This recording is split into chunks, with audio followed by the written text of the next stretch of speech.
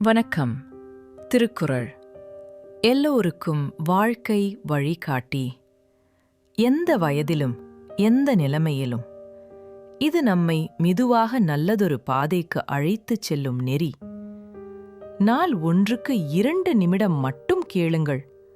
புரியாவிட்டாலும் பரவாயில்லை, நடைமுறைப்படுத்த முடியாவிட்டாலும் கவலையில்லை.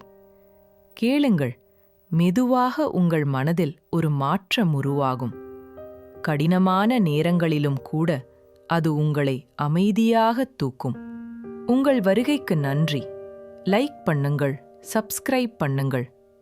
வாங்க, இன்று நம்ம திருக்குறளை தொடங்கலாம். இன்றைய குறள் அதிகாரம் 20, பயனில் சொல்லாமை. குறள் எண் 200. வணக்கம். இன்று நாம் பயனில் சொல்லாமை என்ற அதிகாரத்தின் கடைசி குறளுக்கு வந்துள்ளோம். இந்த அதிகாரத்தில் இதுவரை நாம் பார்த்த அனைத்து கருத்துக்களையும் மிக எளிமையாக 2 வரிகளில் ஒரு தாரக மந்திரமாக வள்ளுவர் இங்கே தருகிறார். நாம் வாழ்நாள் முழுவதும் பின்பற்ற வேண்டிய ஒரு மிகச்சிறந்த தகவல் தொடர்பு பாடம் இது. சொல்லுக சொல்லில் பயனுடைய சொல்லற்க, சொல்லில் பயனிலா சொல். உங்கள் சொற்களில் பயன் தரக்கூடிய சொற்களை மட்டுமே பேசுங்கள்.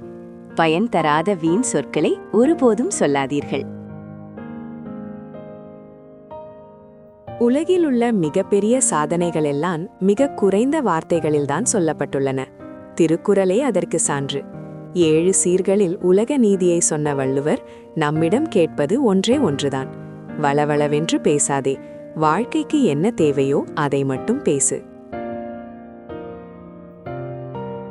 இத்துடன் பயனில் சொல்லாமை அதிகாரம் இனிதே நிறைவு பெற்றது. நம் பேச்சில் பயனுள்ளவற்றை மட்டும் விதைக்க பழகுவோம். நாளை புதியதோர் அதிகாரத்தின் முதல் குறளுடன் சந்திப்போம். உங்கள் மனம் நிம்மதியாய், உங்கள் வாழ்வு நிலைத்ததாக இருக்க நமது சேனலுடன் இணைந்திருங்கள். வீடியோ பிடித்திருந்தால் லைக் செய்யவும் மற்றும் புதிய ஞான கருத்துக்களை பெற சப்ஸ்கிரைப்